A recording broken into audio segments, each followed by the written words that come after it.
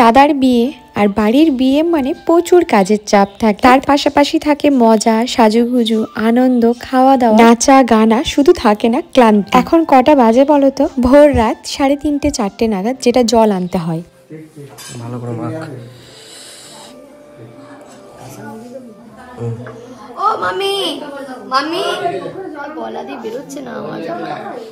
এখন দাদাকে খাওয়ানো হবে শুক চিড়ে, মানে দই চিড়ে ক্ষীর, আগের দিন যে ক্ষীরটা করা হয়েছে সেইটা সব কিছু মাখিয়ে 5 রকম মিষ্টি দিয়ে এটা খাওয়ানো হবে।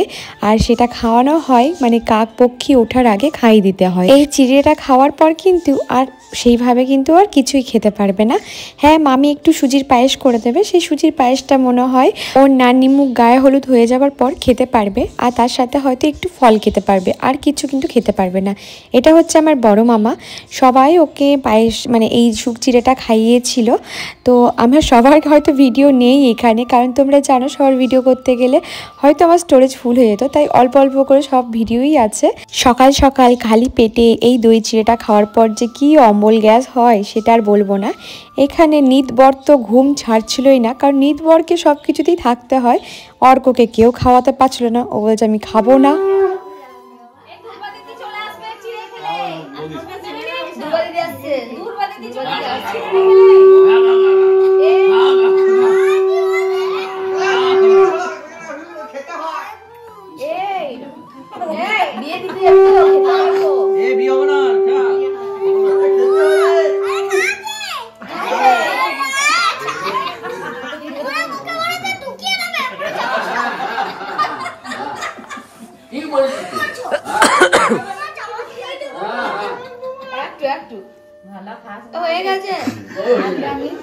এরপর হচ্ছে আমার বাড়ি। আমি অনেকটা হাতের মধ্যে তুলেছিলাম, ও বলছে এ দিস না, আমি এত খাবো না, কিন্তু আমি তো ছাড়বার পাত্র নই, কারণ আমার সময় এরকম একটা কিছু করেছিল।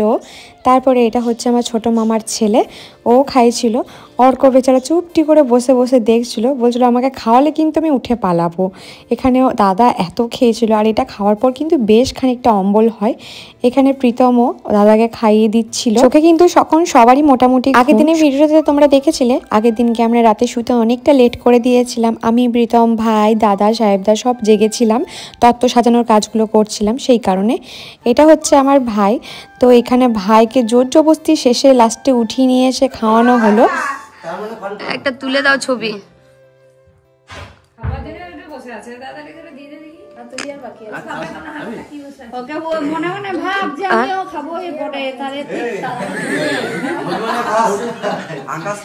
জলটা খাওয়া, মিষ্টি খাওয়া, জল খাওয়া। এখানে কিন্তু আমি নিচে বেশিক্ষণ বসে থাকতে পারছিলাম না। আর এই হলাম আমরা 4 ভাই বোন, আর যারা সবাই সকালবেলায় জেগেছিলাম তারা সবাই। তো এখন আমরা এই ফুল কিনে নিলাম, ঠান্ডায় সব জমে গেছে। ভোর ভোর গিয়ে ফুলের দাম কিরকম বাবা রে? হ্যাঁ 2200 যাচ্ছে, তাই দাম যাচ্ছে, তার দাম। ফুলের বাজারে কটা ফুলের দাম, যা ফুলের চড়া মার্কেট এই বিয়ের সময়, আর তার মধ্যে ঠান্ডা, কোন ভোরে বেরিয়েছি, তাহলে অন্ধকার যাচ্ছে না। ও দিই নাই তো, খুলে দিলাম। ঠিক আছে, ফুলের বাজার কমপ্লিট। আবার সেই বুধবার দিন, আজকে বিয়ে, বুধবার হ্যাঁ আজকে তোমার দাদার বিয়ে। আনন্দ হচ্ছে না? নাচবে না? দাদার বিয়েতে নাচবে না? ওইখানে নাচবো। ধুতি পরে কি ঠান্ডা লাগবে? ধুতি পরে দেখে ভেতর দিয়ে হাওয়া ঢুকবে। ইয়ে নিয়ে এসছি, উইকটের প্যান্ট নিয়ে এসছো, আর উইকট ইয়েও নিয়ে এসছি। আজকে বৃষ্টি দাদার বিয়ে, কি আনন্দ! বললে মরে যাবো। চলো। ফুলের দাম শুনে আমার হার্ট অ্যাটাক এসেছিল। সব এনে দিয়েছি, ধরো। অনলি 2200। হ্যাঁ অনলি 2200। বিতো সকাল সকাল 2200 টাকা ধাক্কা মেরে দিলাম না। হ্যাঁ না আনলে সারা বছর আমাকে বুড়ো বয়স অবধি কথা শুনতে হতো না। সব এনে দিয়েছি। এরকম ডাটি আলাদা না, ডাটিগুলো কেটে নেবে, ব্যাঙ্গালুরু গোলাপ। এখানে প্রীতম আর ভাই মিলে ঠান্ডায় কাঁপতে কাঁপতে আমার জন্য ফুল কিনে নিয়ে এসছে দুর্গাপুর থেকে।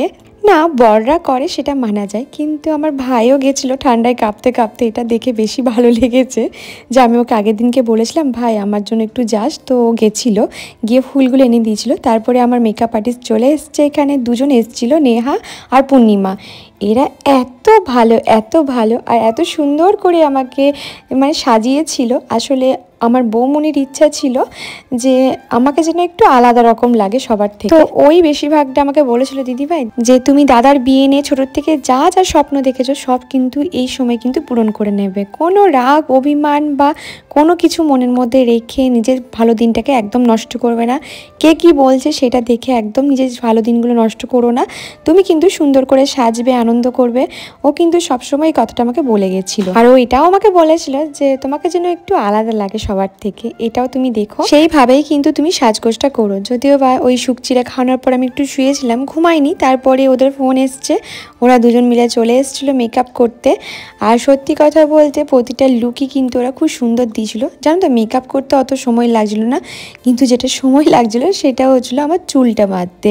সত্যি কথা বলতে আমার এই চুলটা যে ওরা এত সুন্দর করে বেঁধেছিল, তো ওইটাই আমার কাছে অনেক ছিল। আর আমাকে কিন্তু সবাই বলেছে যে ভীষণ সুন্দর লাগছে, ভীষণ আলাদা রকম লাগছে সবার থেকে। তো ওইটাও একটা খুব ভালো লাগছিল শুনে। আর এই শাড়িটা আমাকে অনেকেই জিজ্ঞেস করেছিল এই শাড়িটা আমি কোথা থেকে নিয়েছি, এত সুন্দর কালার কম্বিনেশনটা। তো আমি সাধারণত দেখো গায়ে হলুদে লাল হলুদ এটাই বেশিরভাগ পরে, তো আমি একটু আলাদা রকম চেয়েছিলাম, তাই আলাদা রকমই নেওয়া হয়েছিল। শাড়িগুলো যেহেতু আমার আর বৌমনি দুজনেরই পছন্দ করে নেওয়া, তো ওইরকমই হাটকে টাইপের কিছু একটা নিয়েছিলাম। আর এখানে সকালবেলায় প্রায় অনেকগুলো ফুল দিয়ে পুরো মাথাটাকে আমার ভর্তি করে দিয়েছিল। কেউ বুঝতে পারিনি যে আমার মাথায় চুল নেই। সবারই একটা কথা, এত বড় খোপাটা হলো কি করে তোর মাথায়, তোর ভারী লাগছে না? বিশেষ করে একটুও ভারী লাগেনি। হ্যাঁ, যখন নাচ করছিলাম ভীষণই হালকা লাগছিলো, এতটা ভারী আমার কিন্তু কোনোদিনও লাগেনি। যখন আমার বড় চুল ছিল তখন যখন খোপা বাঁধতো তখন বরঞ্চ বেশি ভারী লাগতো, কিন্তু জানি না কেন এই চুলটাতে কোনো রকম ভারী ফিল করছিলাম না। মাথায় বা ঘাড়ের পেছনে কোনো রকম যে একটা হেভি ফিল হয় সেই ফিলটা কিন্তু আসছিল না। তারপরে আমি সকালবেলায় মাকে চুলটা বেঁধে দিয়েছিলাম। তারপরে আমি বললাম মা তুমি একটু সুন্দর করে সাজো। আমার মা তো সারাক্ষণ এইদিক ওদিক ছোটাছুটি করছে কাজের জন্য। আসলে মা সব দিকটা সামলাচ্ছে, কখনো আমি সামলাচ্ছি, আর প্রীতম আর ভাই মিলে তো পুরো জিনিসটাই সামলেছিল। কষ্টের ব্যাপার এটাই যে আমার কাকু কাকিমা আসতে পারেনি। তোমরা জানো আমার কাকার শরীরটা খুব একটা ভালো থাকে না, ইনফেকশন হয়ে যাওয়ার ভয় থাকে। তো এই কারণে কিন্তু কাকাকে নিয়ে আসা যায়নি, চেষ্টা থাকলেও নিয়ে আসতে পারেনি। কাকিমার মনটা ওইদিকে খারাপ, কিন্তু কিছু করার নেই। কিছু কিছু পরিস্থিতি আমাদেরকে এইভাবেই মেনে নিতে হয়। তো এখানে যে নিয়ম কানুনগুলো হয় সেইগুলোই হচ্ছিল। এখানে দেখো রূপোর চেনটা দিয়ে হাতটাকে বেঁধে দিতে হয় দাদার, মানে দুটো হাত যাতে বের করতে না পারে। আর ওপর থেকে এটা হচ্ছে বড় মামি, মানে যে ক্ষীর রাঁধে মানে পায়েস রাঁধে, তাকেই এই রিচুয়ালসগুলো করতে হয়। এখানে পান আর সুপুরি দিয়ে সর্ষের তেল দিতে হয় মাথার উপর থেকে। আর এই ডালাটার ভেতরে আছে চাল ডাল সব রকম। এই চাল ডালটা আবার অষ্টমঙ্গলার সময় খিচুড়ি করা হয়, মানে এটা ভরে রেখে দেওয়া হবে। অষ্টমঙ্গলায় নাকি এটাকে খিচুড়ি তারপরে পায়েস কী সব করা হয়। তো এইগুলো আমি না এইসব নিয়মকানুন সত্যি বুঝি না। তো এখানে আমিও দিচ্ছিলাম এখানে তেল দান। আর ক্যামেরার দাদাগুলো সবসময় বলছে তুমি একটু দাঁড়িয়ে গিয়ে একটু ছবি তুলে নাও, কারণ আমার সেরকম ছবি সেরকম ছিল না। তো ওরা কিন্তু সত্যি কথা বলতে আমাকে বলতে হয়নি, ওরা কিন্তু যখন পাচ্ছিল আমার সাথে দাদার কিন্তু অনেকগুলো ভিডিও ক্লিপ এগুলো করে রাখছিল। কারণ কখনো মা বলছিল এটা নিয়ে আয়, কখনো মানে আমি এদিক ওদিক ছোটাছুটি করছিলাম। হ্যাঁ, যতটুকু টাইম নিয়েছি এই চুল বাঁধাতে হয়তো একটুখানি সময় আমার চলে গেছে, বাকি টাইমটা এদিক ওদিক ছোটাছুটি চলছিল। তারপরে প্রীতমকেও পাশে বসতে বললো যে একটা ছবি ভিডিও নিয়ে নিই, কারণ আমাদের না সেভাবে মানে ক্লোজভাবে কিছু ছিল না, সেটাই হচ্ছে বড় কথা। আর এখানে দাদার না ভীষণ ব্যাকে পেন হচ্ছিল, কারণ এই দিকটা পুরো ঢালাইয়ের মতো ছিল, সেই কারণে এখানে দেখছি মাথার মধ্যে পুরো সর্ষের তেলে চপচপ করছে। তো এখানে আমি টাওয়াল দিয়ে ওর চুলটাকে মুছে দিচ্ছিলাম। আর এখানে পানটা এই যে ছিঁড়ে দিয়ে দিল, এই পানটাকে ছিঁড়ে এবার ভালো করে মাখিয়ে নিতে হবে। বেচারা গা থেকে টাওয়াল খুলে যাচ্ছে, কখনো বলছে এইদিকে টাওয়ালটা গুটিয়ে ভেতরে ঢোকা, আবার কখনো বলছে এই দিকটা খুলে যাচ্ছে এই দিকটা ভালো করে গুটিয়ে দে। ওই করতে করতে সময় পেরিয়ে যাচ্ছিলো আমাদের এখানে। তারপরে একটা সুন্দর করে মিষ্টি করে একটা ছবি তোলা হলো। আর মা তো ছবি তোলার সময়ই পাচ্ছিল না, দেখো পেছনে দাঁড়িয়ে আছে। আমি মাকে বলছিলাম মা তুমি একটু ছবি তুলে নাও, বাবাকে তো পাত্তাই পাওয়া যাচ্ছিল না কাজে কাজে। দাদার বিয়ে হয়ে গেল, এবার ভাইয়ের বিয়ের পালা, এবার দেখা যাক কতদিনে ও বিয়ে করে, তারপরে আবার পাবো। এখানে গায়ে হলুদে দাদা বলছিল যে হলুদটা মুখে মাখাস না, কিন্তু তারপরে যে কি মাখানো হয়েছিল সে সেটা লাস্ট মোমেন্টেই জানে সবাই। এখানে আমাদের ছোট্ট করে প্যান্ডেল করা হয়েছিল, মানে শুধু এই বিয়ের নিয়ম কানুনগুলোর জন্য, রিসেপশন অন্য জায়গায় হবে সেই জন্য। আর এই দিকে আমার সারাদিনে বলতে পারো এখনো পর্যন্ত 3 থেকে 4 বার বৌমনির ওখান থেকে ফোন চলে এসছে। মানে বৌমনি ফোন করেছিল, তার কারণ হচ্ছে ওখান থেকে বেরোনোর জন্য তাড়া দিচ্ছিল, কারণ এই দিক থেকে না বেরোনো পর্যন্ত ওখানে কিন্তু কিছু হবে না। রীতিমতো কাঁদতে বসে গেছিল, দিদিভাই তোমরা কখন আসবে বলো তো, আমার সব দেরি হয়ে যাচ্ছে। আর খুব স্বাভাবিক জানো তো, মেকআপ আর্টিস্টরা তো আর দাঁড়িয়ে থাকবে না, ওদের কাছে একটা ব্রাইড সাজাতে যদি একটু লেট হয় তাহলে নেক্সট ব্রাইডগুলো লেটই হবে। তো এখানে ক্যামেরাম্যান দাদারা বলছিল যে তোমরা এই ভেতরটাই ঢুকে যাও, দিয়ে একটা বলবো ফুল ছড়াতে, তো ফুলটা ভালো করে ছড়াবে। কিন্তু অর্ক সারাক্ষণ দাদার মুখের সামনে ফুলটাকে ছড়িয়ে গেছে। এখানে সবাই ছিল কিন্তু প্রীতমকে পাওয়া যাচ্ছিল না, প্রীতমকে ভীষণভাবে মিস করছিলাম। প্রীতম গেছিলো উপরে কিছু জিনিস আনতে বলেছিল, সেটাই আনতে গেছিলো, তো কোথাও গিয়ে ওই জায়গাটা একটুখানি মিস করছিলাম ওকে। তো তারপরে দেখো এই কাজটা কালকে না করে শুয়ে পড়েছিলাম বলে আমাকে আবার পরে করতে হলো। এখানে আমি একটু খোঁচে গেছিলাম যে যেটুকু না করব সেটুকু হবে না, চারিদিকটা দেখে রাখতে হচ্ছিলো। মা খুব স্বাভাবিক, দাদার বিয়ে আমি করব না তো কে করবে বলো তো। তাও বলবো ভাই অনেকটা মানে কি বলতো, মানে আকাশ প্রচুর প্রচুর করে দিয়েছে, মানে যত কম বলবো ততটাই কম বলা।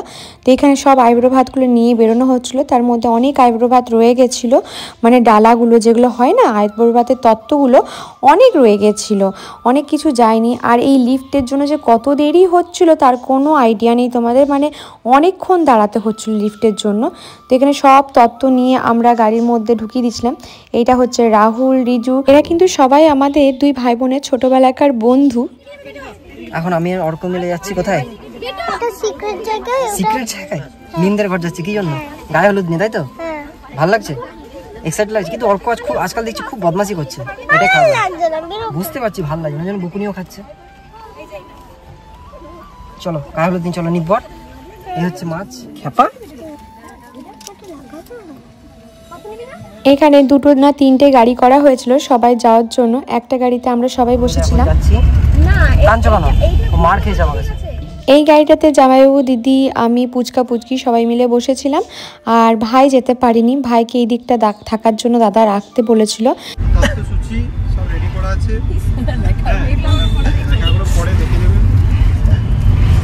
এখানে যখন ঢুকলো আমার বুকের ভেতরটা ভীষণ ধুকধুক করছিল ভয়ে, তার কারণ হচ্ছে বৌমনি আমাকে অনেকবার ফোন করেছিল, দিদিভাই কখন আসছো তুমি, বেচারা এতটা দেরি হয়ে গেছে, মানে অনেকটা দেরি হয়ে গেছিলো। কী করে যে মেকআপ করেছিল ওরা সত্যি আমি জানি না। তো আমার ভীষণ খারাপ লাগছিলো জায়গাটাতে, বাট কিছু করার ছিল না, কারণ সম্পূর্ণটা আমার হাতে ছিল না, বুঝতেই পারছো। বাকি আরও যারা ছিল তারা লেট করেছিল, তাই এখানে বলাটা বোকামো ছিল। কিন্তু ঢোকার মাত্রই যে সুন্দর এন্ট্রিটা হলো না,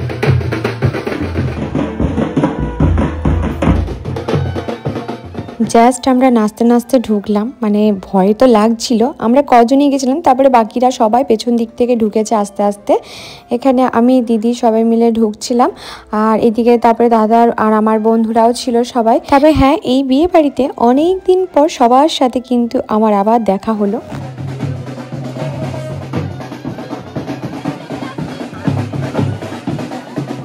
এই হচ্ছে আমাদের বৌমনির বাড়ির আত্মীয় স্বজনরা সবাই দাঁড়িয়ে আছে। এই হলো মিষ্টি ব্রাইড, মানে আমার বৌমনি।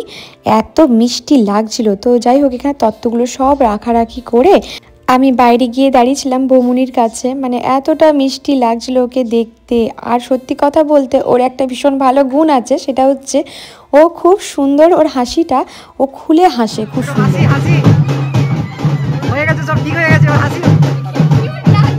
বেচারির না মুখটা শুকিয়ে গেছিল, তো ভয়ে শুকিয়ে গেছিল, তাই প্রীতম বলছে যে এবার সব ঠিক হয়ে গেছে হাসি তো। আসলে প্রচণ্ড লেট হয়ে যেত, তো সেই কারণে আমি এই জিনিসগুলো বুঝি গো, যে সত্যি কথা বলতে লেট হয়ে গেলে খুব মুশকিল। তো এখানে তারপরে বাড়ি চলে এসেছি, বাড়ি চলে এসে আমি শুধু শাড়িটা চেঞ্জ করেছি, মেকআপ কিন্তু আর করিনি, সেই মেকআপই আছে, জাস্ট আমাকে একটুখানি সব কিছু ঠিকঠাক করে দিচ্ছিল ওরা। একজন বলেছিল বিয়ে বাড়িতে এত সাজবার সময় পাও না গো, আমি সাজেছি একবারই, কিন্তু শাড়িটা আমি চেঞ্জ করেছিলাম বারবার। এই হলো আমি আর আমার মা, এত সুন্দর লাগছিল আমার মাকে, আর মাকে তো পাওয়াটাই মুশকিল ছিল।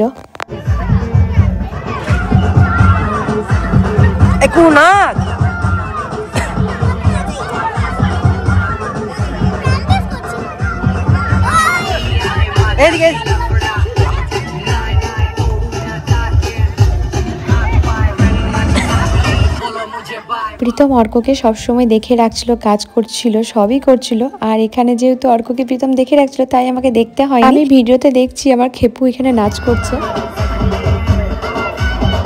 থু থু থু, কারোর যেন নজর না লেগে যায় আমার সোনাটার। এবার আসছে আসল নিয়ম, মানে এইটার জন্য আমি কত বছরের অপেক্ষা করেছি। এটা হচ্ছে ডালা মাথায় দেওয়া। এই ডালা মাথাটা কিন্তু আমার দেওয়ার কথা ছিল না, সাধারণত মানে ছেলের বোন টোনরাই দেয় এই ডালা মাথাটা, বোন বা দিদি থাকলে দিদি দেয়, কিন্তু এটা আমার দেওয়ার কথা ছিল না, কারণ এটা বেশ হেভি হয় আর আমার মাথার উপর চাপানো বারণ ছিল। তো এটা বারণ করাই ছিল, যেটা হয়তো আমি দিতে পারবো না, কিন্তু আমার বাবা এটাকে একদম হালকা করে বানিয়েছে। অ্যান্ড এটার উপরে একটা যেটা হেভি শাড়ি দেওয়া হয় সেই শাড়িটা না দিয়ে একটা নর্মাল পাতলা শাড়ি দেওয়া হয়েছে, যাতে একটু হালকা হয় জিনিসটা। আমার বাবা, মা, তারপরে বৌমুনি বরাবরই বলেছিল এটা যেন তুই দিস মাথায়, সেটার জন্য একটুখানি সুস্থ থাক সবসময়। তো সেটাই চেষ্টা করছিলাম সুস্থ থাকার। আর এখানে মুখের মধ্যে সুপারি ভরেছিলাম, কি বিচ্ছিরি একটা টেস্ট, কি বলবো। আর এখানে মানিক জোড় হয়েছিল দিদিতে আর পিয়াতে। তো এই পিয়া হচ্ছে আমার দিদির মেয়ে, মানে বুনজি হচ্ছে আমাদের সুন্দরী মিষ্টি ভাইজি এটা। তো ও এতটাই মিষ্টি দেখতে, কিছু বলার নেই, ওর কাছে কেউ টেক্কা পাবে না, এটা একটা সত্যি কথা। তো এখানে আমি কোমরে হাত দিয়ে দাঁড়িয়ে পড়েছিলাম, কিছুতেই আর বেরোচ্ছিল না। সেই কারণে সব থেকে বড় কথা একটা বলি তোমাদেরকে, আমি এখনো পর্যন্ত কিছু খাইনি জানো, এইটাই হচ্ছে সব থেকে বড় কথা। সকালবেলা থেকে এখনো পর্যন্ত কিচ্ছু খাইনি, শুধু 2 কাপ চা ছাড়া। আসলে আমার একটার পর একটা কাজ চলছে, কখনো গায়ে হলুদে, কখনো বলতে পারো আইব্রো ভাত নিয়ে যাওয়া, কখনো ডালা মাথায়, এইরকমভাবে সব কিছুই চলছে। তো সেই ফাঁকে যে একটু খাবো সেটা আর হয়নি সময়।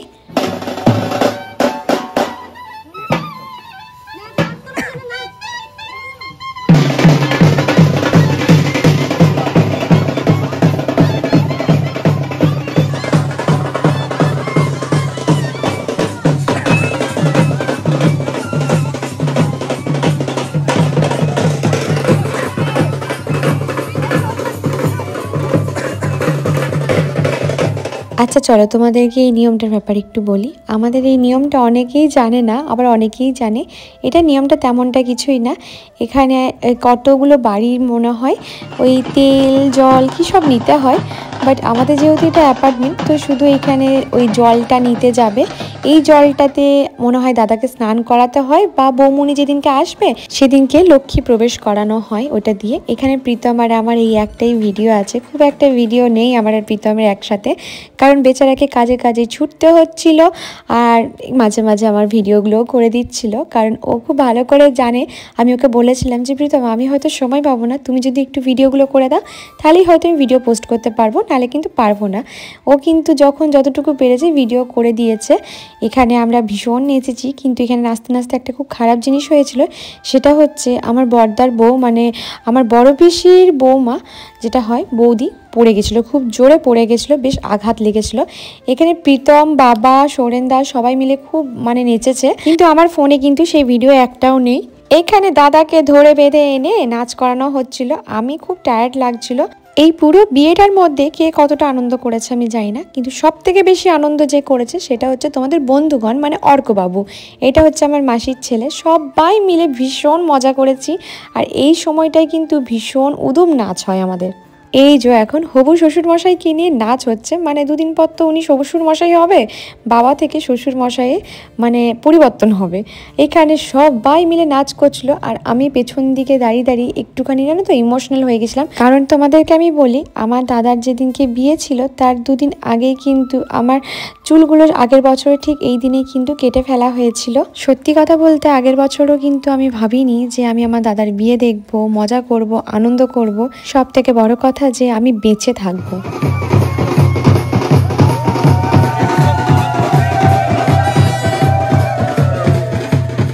না, এখানেই বিয়ে কিন্তু শেষ না, এখন অনেক বাকি আছে। এই তো সবে বিয়ের পর্বগুলো শুরু হলো।